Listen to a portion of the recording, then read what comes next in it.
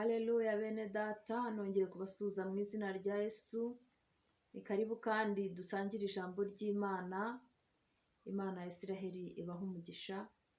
Tugiye gusoma ijambo ry'Imana umwanya mutoya. Numvishije uyu munsi nasenga navuga ku mbaraga za Kristo, ku gukiza kwa Yesu, ko ari umunyembabazi, n'Imana idukunda, n'Imana y'imbabazi. Imana yacu ishobora kudukiza, ishobora kudukiza indwara, ishobora kudukiza urupfu. Hari urupfu ruza, ushobora kuryama ukabyuka wapfuye, ushobora kugenda ugasitara, ushobora gupfa rwose utigeze unarwara, ushobora gukora impanuka, ushobora kwicara bagasanga wasinziriye.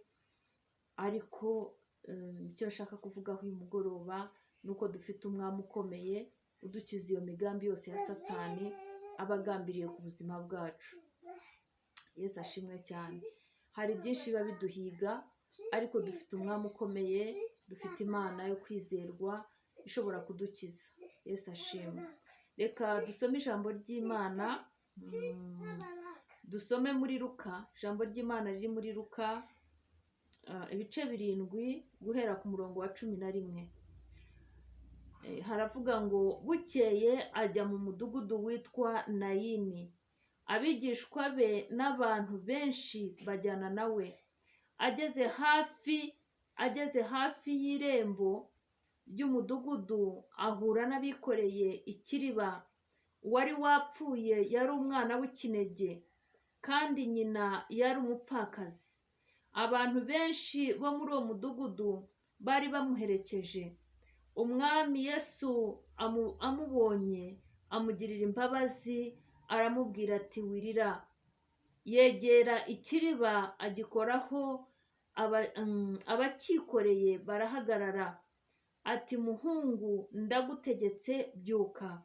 Uwari yapfuye arabaduka atangira kuvuga. Yesu amusubiza ubuzima. Bose baterwa n'ubwoba bahimbaza Imana bati umuhanuzi ukomeye abonetse muri twe, kandi bati Imana igendereye ubwoko bwayo. Yesu ashimwe cyane. Imana yacu ni nyembaraga. Ndashaka kugukomeza wowe urwaye, ndashaka kugukomeza wowe ushobora kuba warakoze accident, ndashaka kugukomeza uhamagare Yesu wakijije umwana umupfakazi wari mu mudugudu w'Inayini. Yesu yanyuzeho yitambukira, noneho agiye kubonabona abantu bikoreye umupfu. Yari umwana w'ikinege, wari wapfuye. Nyina yari umupfakazi, kandi nta wundi mwana yari afite. Arangije Kristo amubonye ngo aramwegera amugirira imbabazi. Yesu nawe akugirira imbabazi uyu mugoroba mu izina rya Yesu. Imana ya Isiraheli ikugirira imbabazi. Imana ishobora byose ikugirira imbabazi. Niba warakoze impanuka, Imana ikugirira imbabazi, igukize mu izina rya Yesu. Niba urwaye, Imana igukize nta ndwara. Imana niba ishobora kuzura uwapfuye, yananirwa gukiza kanseri, ntabwo yananirwa kugukiza kansa, ntiyananirwa kugukiza sida, ntabwo yananirwa kugukiza ibitero bya Satani byiba abantu. Umwanzi Satani arakenya, ni umugome, abagambiriye kudukenya kugira ngo twe kubaho ngo dukore umugambi w'Imana yagambiriye ku buzima bwacu. Yesu ashimwe cyane. Rero uyu mugoroba ndashaka kugukomeza. Kristo uwakijije uyu mwana bari bikoreye mu kiriba yapfuye, nyina ari we yari afite wenyine, amarira yari menshi. Nawe uyu munsi amarira ashobora kuba ari menshi. Ushobora kuba urwaye, ushobora kuba urwariye mu rugo, ushobora kuba uri mu bitaro, ushobora kuba urwaye. Waba urwaye sida, waba urwaye kanseri, waba urwaye imyijima, waba urwaye amaso, waba urwaye amaguru, waba urwaye ahantu hose. Ariko Imana ya Isiraheli ishobora byose, ya yindi yazuye Lazaro mu mva yaramaze iminsi 4 ndetse haraboze yarananutse, birashoboka yuko nawe yagukiza. Yesu ashimwe cyane. Rero ndashaka gukomeza umuntu unyumva, ndashaka kubwira umuntu unyumva ngo Imana yacu dufite irakomeye. Ni ukuri yizere, urangize uhagarare uvuge ngo ntabwo, bwire Satani ngo ntabwo nzapfa nzarama, kugira ngo mvuge imirimo n'ibitangaza Uwiteka Imana yanjye yakoze. Ubwire Satani ko ufite byinshi byo gukora, byo gukorera Imana, kandi ijambo ry'Imana riravuga ngo ntabwo tuzapfa tuzarama. Nurangiza uhagarare mu bitangaza Kristo yakoze. Ntabwo ari cyo cyonyine cyo mu mudugudu w'i Nayini, kuko ni byinshi Yesu yakoze. Yahumuye impumyi, yahagurukije ibimuga. Muribuka cya kimuga cyo ku kidendezi cy'i Betisayida, Kristo yahagurukije cyari kimaze imyaka 38 ategereje umujugunya mu mazi igihe azibirindurira, ariko umwami w'abami amugezeho aramukiza. Yesu ashimwe cyane. Nta ndwara ikwiriye kugutera ubwoba.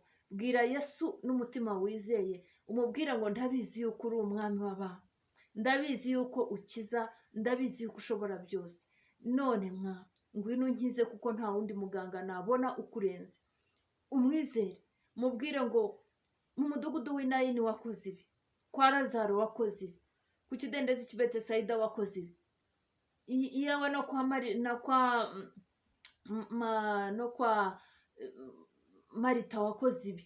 Mwibutse ibintu byinshi kwa Tapita, yazuye Tapita, nawe ubwawe afite byinshi yagukijije.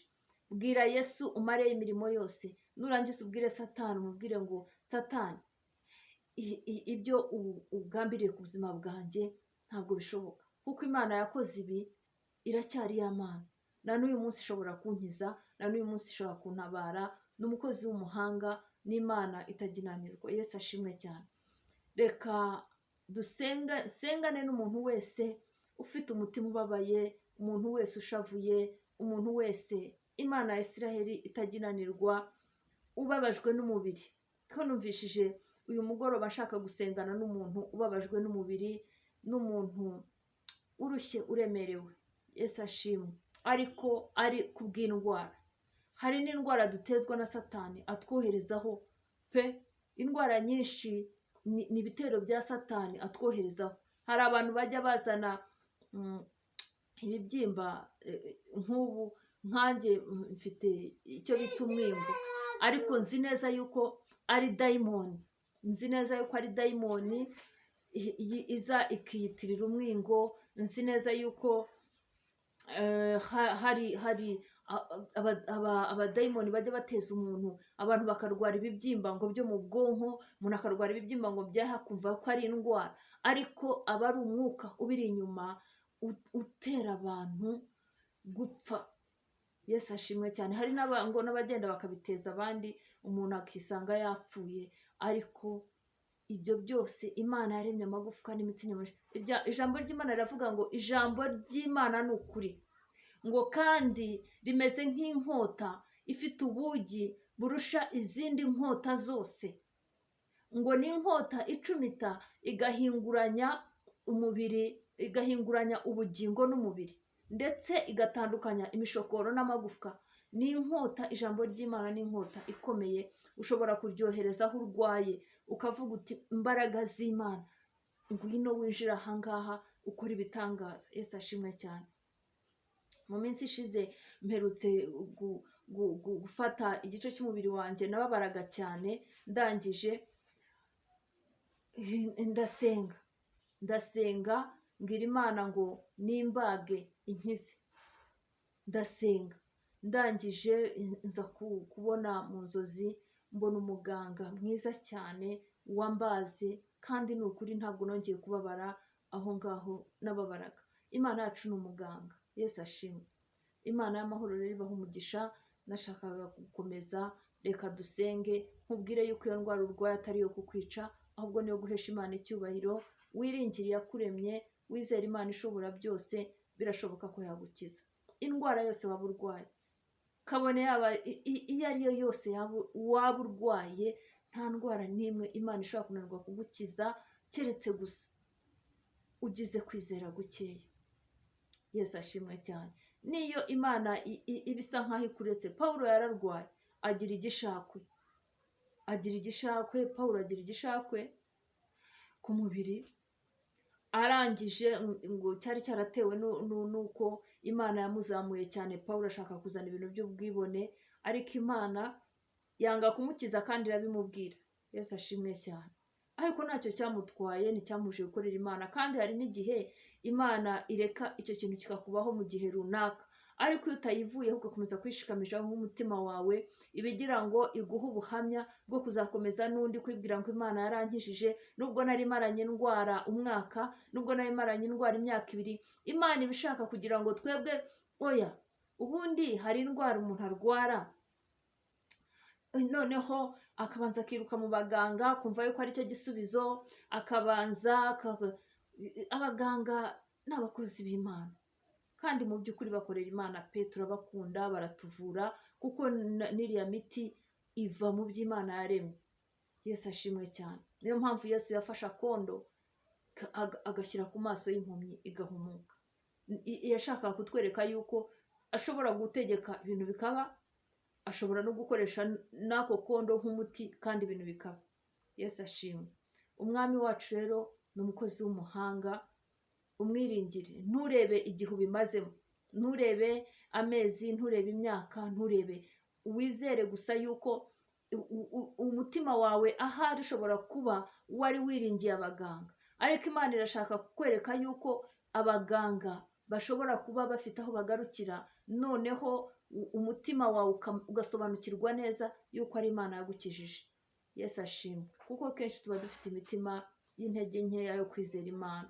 Rero muvandimwe, mwene data, wowe komera ushikame, uwizere Imana, uyibwire ko ari nyembaraga, nayo irakuvira yigukize. Yesu ashimwe. Imana ya Isiraheli rero ibagirire neza. Reka dusenge. Data, mu izina rya Yesu Kristo risumba amazina ariho nageze kubaho, mwami wanjye, wowe ufite ikiganza gisumba ibiganza byose, wowe ufite ukuboko gukomeye, mwami Yesu, gusumba amaboko yose. Ni ukuri ijambo ryawe rirambwira ngo kandi Imana y'amahoro, igiye kumenagurira Satani munsi y'ibirenge byanyu vuba cyane bidatinze. Imana ya Isiraheli imenagura iyo ndwara mu izina rya Yesu Kristo. Imana yaremye isi n'ijuru imenagura iyo kanseri, imenagure iyo sida, imenagura abo badayimoni baje kuguteza indwara, baje kuguteza ibibazo, imenagure abo bazimu b'ibibyimba. Imana ya Isiraheli, Imana yazuye Kristo, wazuye wa mwana w'umuhungu wo mu mudugudu w'Inayini, wari umupfakazi, akamuzura akamubwira ngo muhungu haguruka. Iyo Mana igukize mu izina rya Yesu, igukize ibyo bibyimba, byaba biri mu mutwe, byaba biri mu muhogo, byaba biri mu matwi, byaba biri mu maha, byaba biri mu nda, byaba biri mu mabere, byaba biri ahantu hose, mu izina rya Yesu Kristo. Imana niringiye, Imana itananirwa, Imana ishobora byose, igukize mu izina rya Yesu. Imana ishobora byose igukize mu izina rya Yesu Kristo. Ntukangwe nuko ibintu bikomeye, ntukangwe nuko abaganga bakubwiye, abaganga barakubwiye ngo ntabwo bigishobotse, abaganga barakubwiye ngo birakomeye, ariko ndakwinginga mwene data, abaganga bari munsi y'ukuboko kw'Imana. Ukuboko kw'Imana niko finali kwakugezeho. Yesu Kristo niyo atagutunga n'urutoki gusa, akumva ijwi ryawe gusa, atanavuze ngo kira akabishaka, urakira. Yesu ashimwe. Rero ndategeka ibyo bibyimba kugira ngo bitsindwe n'Imana ya Isiraheli, bikuveho mu izina rya Yesu. Ndategeka izo kanseri, ndategeka ubwo bubabare utazi inkomoko yabo, ndategeka indwara iyo ari yo yose, indwara z'ibibyimba, indwara z'ikuzimu, indwara z'abadayimoni, indwara z'abapfumu, indwara z'abarozi, ubwami bwa Satani bwose buzana ibirwara ku buzima bwacu, bitsindwe mu izina rya Yesu Kristo. wowe unyumva wizera Imana, iyo ndwara ikire mu izina rya Yesu. Iyo ndwara urwaye ikire. Yesu ushobora byose agukiza iyo ndwara mu izina rya Yesu. Umwami w'abami agukiza iyo ndwara. Imana yo kwizerwa igukiza iyo ndwara. Sinitaye ku gihe imaze, sinitaye n'uburemere bwayo, sinitaye n'uko ihagaze na raporo z'abaganga, nitaye ku kuboko gukomeye kw'Imana ya Isiraheli yatandukanyije inyanja Abisiraheli bakambuka. Nitaye ku Mana yasatuye ibitare bikadudubiza amazi. Nitaye ku ijambo ryayo rimeze nk'inkota ityaye, ricumita rigahinguranya, ryarangije rigatandukanya ubugingo n'umubiri, rigatandukanya imishokoro n'amagufwa. Iryo jambo, iyo nkota y'ijambo ry'Imana niyo nkoherejemo mu izina rya Yesu, niyo nkoherejemo mu izina rya Yesu, niyo nkoherejemo mu izina rya Yesu. Wowe unyumva, ndakoherereza iyi nkota y'ijambo ry'Imana kugira ngo icumite, ihinguranye, isohore icyo kibyimba, isohore ubwo bumuga, isohore abo bazimu, isohore iyo myuka yica abo barangi, irimbura ubwo bwami bw'ikuzimu bukuzaniye indwara, isohore sida, isohore kanseri, isohore mu izina rya Yesu Kristo. Buri ndwara yose iri ku buzima bwawe, Imana itsinde mu izina rya Yesu. Imana ya Isiraheli ihabwe icyubahiro. Imana ya Isiraheli ishyirwe hejuru kuko ari Imana yacu. Iyo ataba ariyo ntituba tukiriho, ntituba tugihumeka umwuka w'abazima. Yesu ashimwe cyane. Imana rero ibakize, Imana ibakomeze. Mwami ndagushimiye kubwira ijambo, Mwami Yesu Kristo umpaye. Izina ryawe rihabwe icyubahiro ku bwaryo Mwami. Ndagushimiye Mwami Yesu Kristo yuko uri Imana ikiza.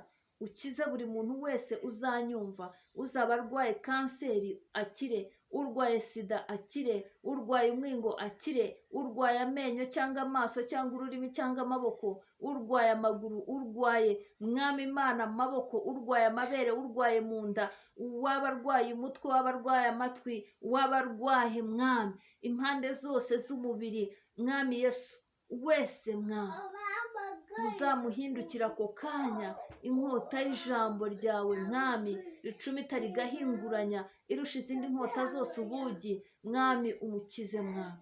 Urakoze Mwami Yesu, ndagushimiye kubwo kunyumvise kandi ukangirira neza Mwami, ukantera iteka ryo kugira ngo ngire icyo mvugira imbere y'amaso yawe, mvuge gukiza kwawe. Urakoze Data, isi n'ibirimo byose biguha icyubahiro kuko ari wowe ugikwiriye Mana ya Isiraheli. Ni mu izina ry'umwana wa Yesu Kristo Uwiteka ngushimiye kandi ngusabye nizeye, amen.